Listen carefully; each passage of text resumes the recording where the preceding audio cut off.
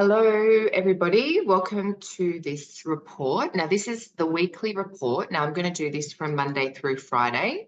Today is the 22nd of April, and this will go all the way through to the 26th of April. Now, this week is a pretty massive week. We've got big energy to work with. So if you're considering your workflow this week, maybe it's a good week to push a little bit harder. Now, there are some dips in the energy, which I'll talk about as we cover off each day at a time. But we're heading into a full moon in Scorpio, and that's on Wednesday. So I'm going to just take it slow, one day at a time. And I'll be doing these reports on Monday, and then I'll be doing them on Friday for the weekend. So the Monday one will cover off every weekday, and then Friday will cover the weekend. So I hope you enjoy. Feel free to comment and let me know how you're feeling off the back of the very significant conjunction on the weekend. Now, this is just the beginning of this very fresh new cycle, which has potentially been a very big seismic shift in an area of your life, something that may have been static or stuck in one way or another for a very long time is now seeing a big shift. And this can be quite liberating, can be quite edgy as well. So I hope you're traveling well. Let me know how you found the weekend. And again, just a reminder to check the Taurus house in your birth chart to see where this Jupiter-Uranus conjunction action has been initiated for you. Okay, so let's get into it. Today is Monday the 22nd, and I'm just going to make a few notes just to take us through the week. Now, so today I'm going to start sharing my chart just so you can see a little bit of a picture of what's happening. Okay, so this is where we are here and now. We've literally got the Jupiter-Uranus conjunction rising on the ascendant, and we were just talking about it, so it's quite appropriate. Now, the key feature of today, okay, is that we've got the sun. It has just entered into Taurus. Okay, so we know that the sun spends about 30 days in one sign. This is changing or modifying the general tone, okay, bringing in a more earthy, practical, grounded, sensual tone to life, okay, throughout this Taurian season. Now, Taurus highlights things about pleasure and, enjoying the finer things in life, enjoying the simple pleasures of food and nature. So that's something to really lean into in this Taurus season. Now, I will show you the big aspect which is happening right now. This is the sun at 2 degrees of Taurus, and it is coming up to square, or it's already squared Pluto. This is sort of planting or highlighting the key theme of the full moon, which is happening on Wednesday. So this square, okay, this is really potentially providing some dynamic tension to a part of your life. This could highlight a power struggle. This could highlight an area where you are feeling uncomfortable or something that you've been repressing that is no longer able to be hidden, that is coming up for, to kind of receive that cathartic release. Okay, when planets hit Pluto, this can be a really deep dive into something that has been repressed. So, this aspect today, and this is going to be present throughout the whole week as the sun continues to move through the square of Pluto, and it's only going to, move slowly. It'll be present all through until Friday. It's going to highlight the opportunity to boldly break through something, okay, to have a point of transformation. But remember that with Pluto, we need to fully release something else. Okay, we have to let go, and we have to purge something that is toxic for us. This could be a toxic behavior pattern. This could be a compulsion or a toxic relationship that is not actually sort of serving us and nourishing us. The sun in Taurus, it's not nourishing. So we need to really deeply cleanse that out. Now, as always with Pluto, this can bring up themes of jealousy, fixation, compulsion that are coming out to be cleansed. Now, as we see today, so this is the kind of key aspect of today. But we also notice that the moon is starting to apply to the south node. Now, this is a similar kind of energy in a way. The south node is that cosmic eject button. So the tone of the day is like, what can I get rid of? What is holding me back? What from the past is tripping me up? And what can I actually cleanse and release and let go of? So this is a really interesting time as all of these sort of connections are starting to sort of say a similar thing. Let me just have a look. So yeah, clearing something from the past. Okay, the moon south node. Letting go of something that's not serving us or not nourishing us, you know, something that needs to be flushed away. So if we can lean into this energy, this Plutonian energy, this south node energy, we can really feel quite liberated.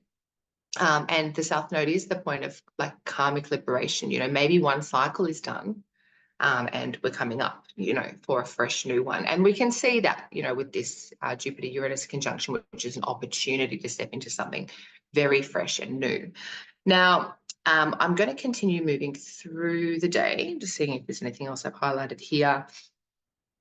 Yeah, we will have, as we go through the day, I'm just going to speed this up a bit.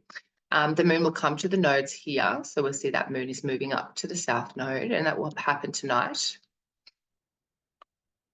Okay, and then as we go into the 23rd, so this is the astro for Tuesday the 23rd. It's quite a different day. Okay, the moon is still going to be in the sign of Libra, which is where it is on Monday as well. But we see that as we start to skip into the 23rd here, it is separating from the south node. It's like, okay, maybe we've had that uncomfortability, you know, is that a word, on Monday of having to confront something that, you know, has been a problem for us, has been a slippery slope for us. But we start to feel a sense of relief as we move into Tuesday with that. However, the moon is starting to move between the opposition of Mercury and Venus. Okay, this is happening throughout the night, so maybe this is not going to be as, you know, significant. You might be sleeping and processing what's happened on the Monday. So when we start the day on Tuesday, we're going to notice that the moon will be opposite Venus. Now, this is going to be a little bit more about coming back to a sense of balance between the self and the other, okay? It can be about negotiation or finding a happy medium between what you're going to be giving, going to be receiving, because this is the relationship axis, okay? So it's going to highlight relationships and a need for balance in these. And that makes sense as well with the connection to the south node. So we may have purified or cleansed or released something in a relationship, but now we're coming back to this dynamic of where do I start and where do you begin, you know, or finish. So that's sort of like harmony there. So Tuesday is quite a restful day in a way. After we go through this opposition, the moon is actually known to be void of course, which means it's not going to hit any other planets. So, you know, traditionally this would mean that not much comes to pass. So in other words, Tuesday, you know, from the, you know, mid-morning onwards, may be a day for just integrating. I mean, obviously we've got to work or do what we have to do, but it might not be a good time to start new projects or initiate things that are fresh. You know, we might just need to go with the flow, cruise, because a lot of things that we try and start in this void of course period are probably unlikely to really take seed. So it's a better time to just, as we're preparing for the full moon the next day on Wednesday, Tuesday is a day to just kind of let things land, let things settle, and try not to kind of affect big outcomes too much. Because when the moon is not making any aspects, it's not really having any connections or conversations with other planets. And, you know, it's just moving through that Libran sector of our chart. Okay, so you can see what part of the chart that is for you, but this is relational. Okay, so we might just be contemplating relationships. We might be thinking about, it could be simple things like the way that we present ourselves in social situations. It might be about aesthetic considerations. Maybe we want to redo our home. This could just be a little bit of a day to just ponder and just to move through life without doing too much. Okay, so just from there, I'm just going to speed this up a bit and go forward to Wednesday. Now, this is the big day of the week when we're going to have the full moon, and this is a full moon in Scorpio.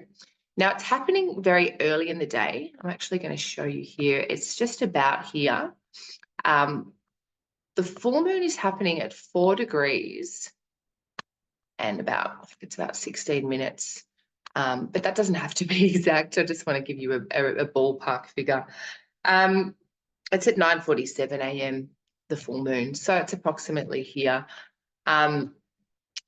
The full moon is happening in a fixed sign. Okay, the full moon is hitting the sun, obviously by opposition, which is what a full moon is, but it's square to Pluto again. So remember how we started this week. We started off with the sun squaring Pluto, and now the moon is coming around to highlight that, to illuminate that challenge, perhaps what we've been working on releasing, perhaps the area of tension or challenge or compulsion that has been presenting itself. Maybe there's an old thing that's been kind of dragging out that really needs to be put to rest. And this full moon may highlight that. There could be some dramatic or potentially kind of powerful situation that happens that really catalyzes this change. That's not always going to be comfortable. Like a full moon in a square to Pluto can be a little bit edgy. It can feel painful sometimes, but it can also feel very cleansing if we're willing to go there and we're willing to be honest and we're willing to, move towards, exposing and clearing those sort of, not demons, but like the skeletons sort of in our closet. So there's really a need for truth. There's really a need for bravery, I guess, with this, because the full moon is in a sign of Mars. The full moon is in Scorpio, okay, under the rulership of Mars. Mars is up here in Pisces. Now, traditionally, Mars in Pisces doesn't have any domicile, doesn't have any rulership as, as a domicile ruler or whatever. But at this degree of Pisces, Mars has actually got quite a bit of rulership. It's got term, it's got decan, but the crux of what this means is that Mars is quite capable here. So if there is something that you need to move through, that you need to, maybe forcefully close, okay, or maybe you need to take a bold move at this full moon to really affect a really deep change in your life. Because remember, this is happening on a fixed, in a fixed sign. All of these are fixed, okay? Taurus is fixed, Scorpio is fixed, Pluto is in Aquarius, which is a fixed sign. So if you've got anything in these signs in the early degrees, okay, or anything in the early degrees of Leo, this is going to be a really significant full moon for you. It could ask you to make a really, really lasting change, or maybe it could highlight that things are certainly not what they were. Okay, since Pluto's moved into Aquarius, this is a relatively recent transit that happened, early this year. So the fabric of your life is changing drastically. And it's almost like there's been this deep groove of the way things have been for so long. And now with this full moon, it is just encouraging a new road. It's encouraging to it's almost like getting a really big earth moving machine and just ripping it all up, and just the potential of something fresh being born in that space. So yeah, so that's something I'm kind of excited about, this full moon. I would also like to mention that the full moon will be, as it's ruled by Mars, it's going to have a little signature, or an interesting signature, of Mars Neptune. okay? Mars is moving toward Neptune to conjoin with Neptune. So this can color or flavor this full moon. As much as we are working, maybe we can feel a little bit frustrated. We might be feeling anger, okay, because Mars is in Pisces. Maybe it's not fully able to push forward, you know, as it applies to Neptune. Some of our wills and our aims could dissolve.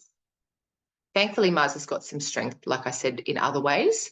But what this full moon is about, it's about trusting your feelings, okay? It's about, this is in Pisces, okay, and Neptune. It has, the only way to find the capacity to change, which is what Mars is effectively about, the way to move and flow into something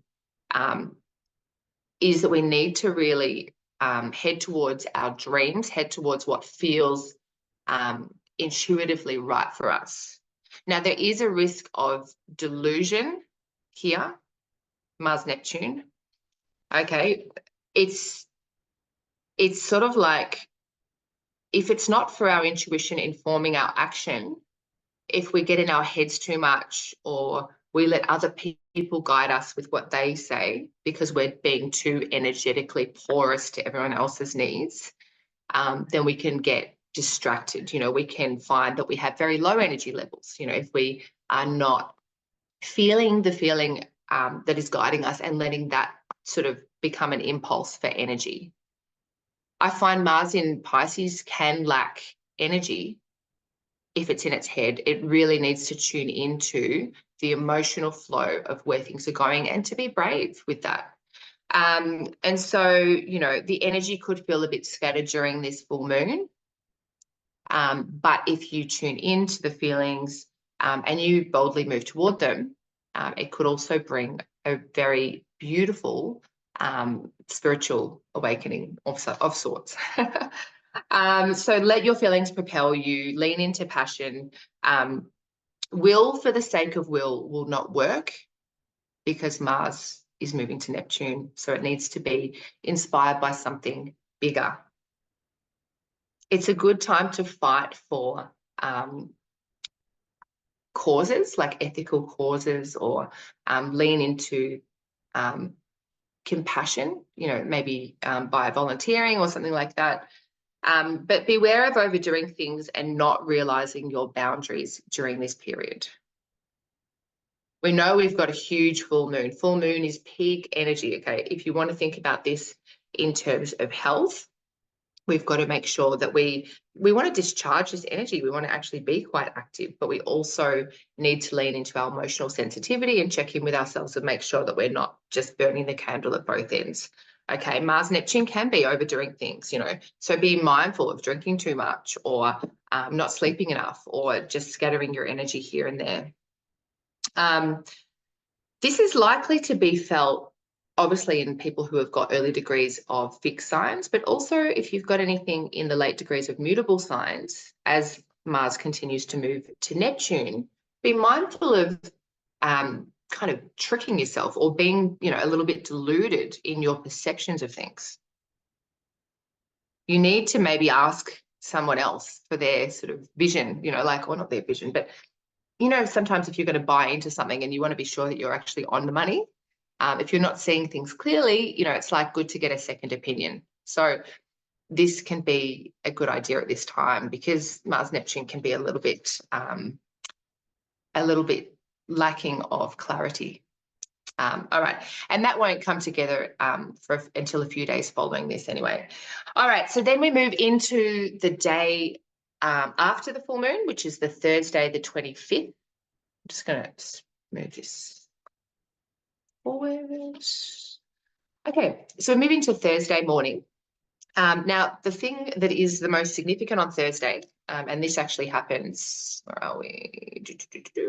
This happens late on Thursday, is that Mercury stations direct. So Mercury's been retrograde.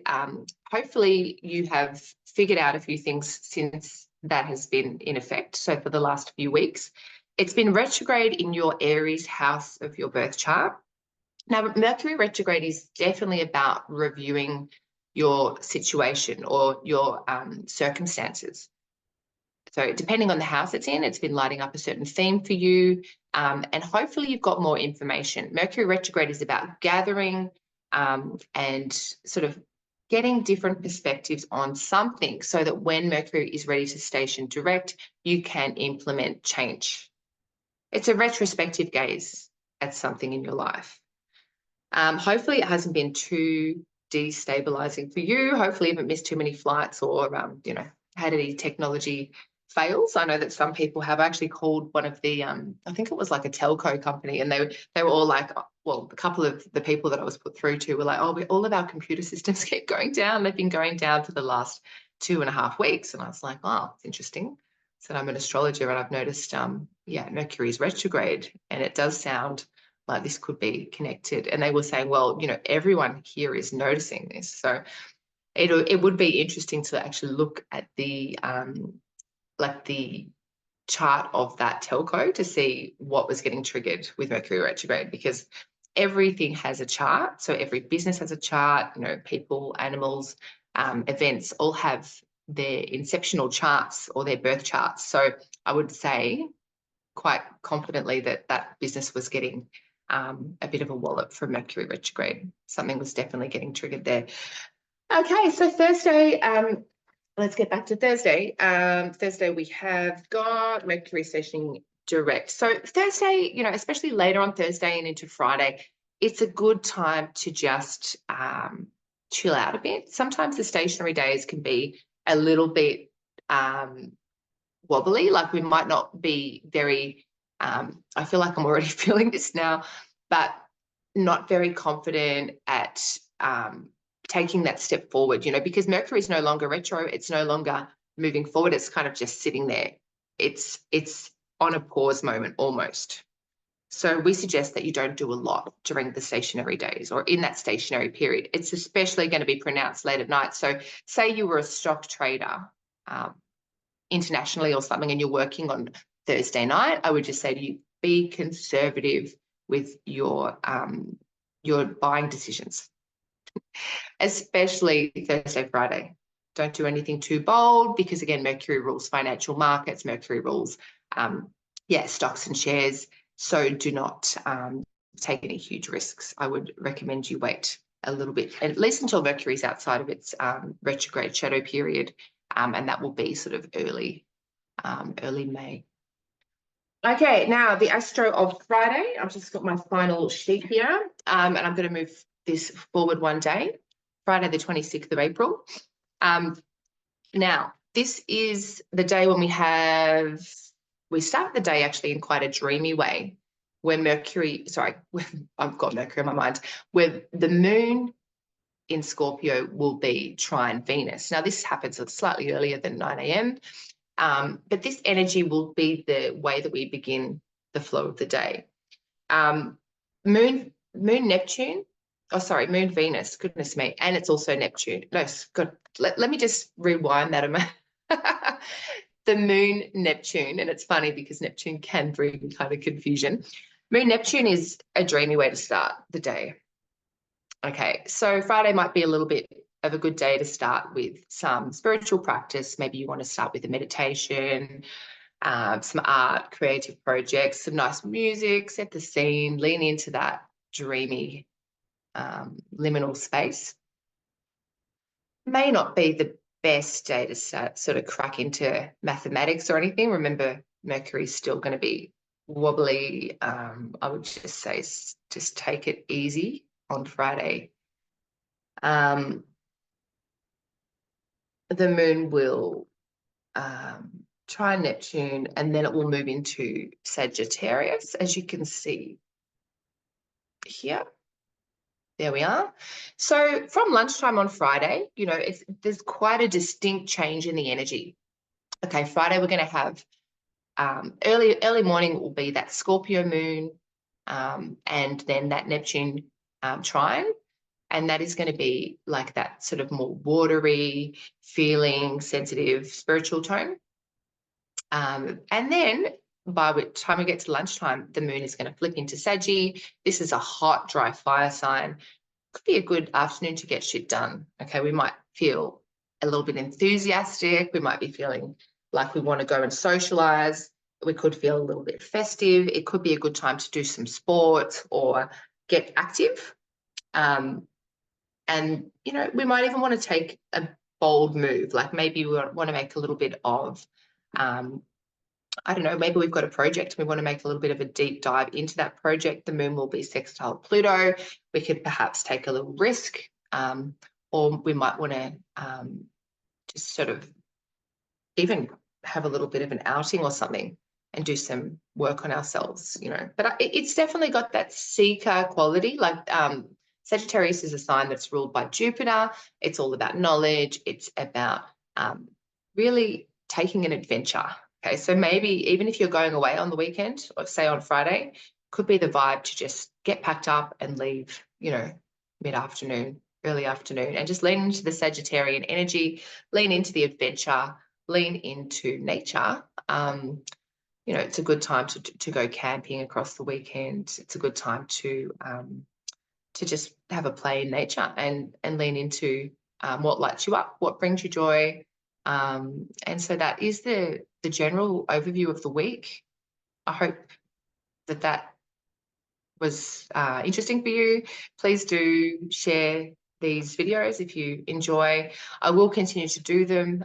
Please, if you're watching this on YouTube, give it a like, give it a subscribe.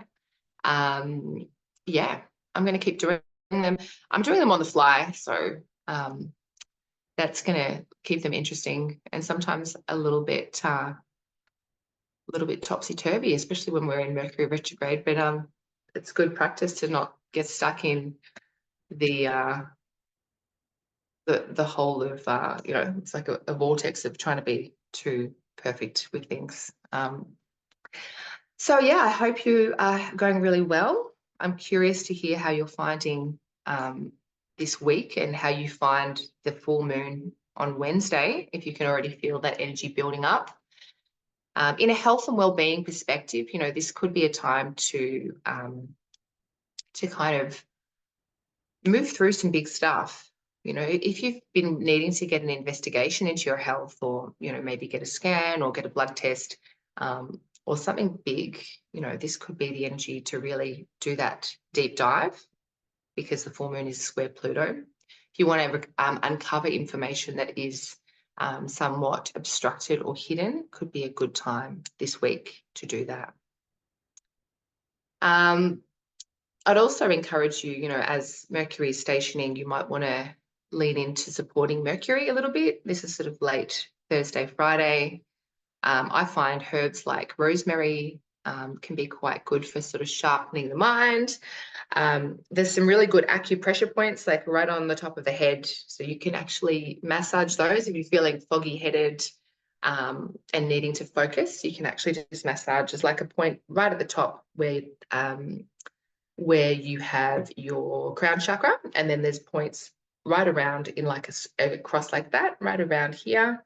And they really, really boost up your mental faculties. So if you're feeling a bit like, blah, but you've got stuff to do, you can give those a massage as well. And another herb of Mercury, which I really, really love, is lavender. And it's really calming for the nervous system. So if you're feeling that zing, especially since Jupiter and Uranus have conjoined, some people can feel that as a bit of a buzzy feeling in their nervous system. Why not try a bit of lavender? Okay, so there's a couple of ideas. You can find me on my website, which is danielleashley.com.au, if you are curious about booking in for astrology. I've also got a Chinese medicine practice in the hills in Victoria, up in the Dandenong Ranges. So if you are working through any health problems, or you're in need of health maintenance, you can reach out to me via the website to book.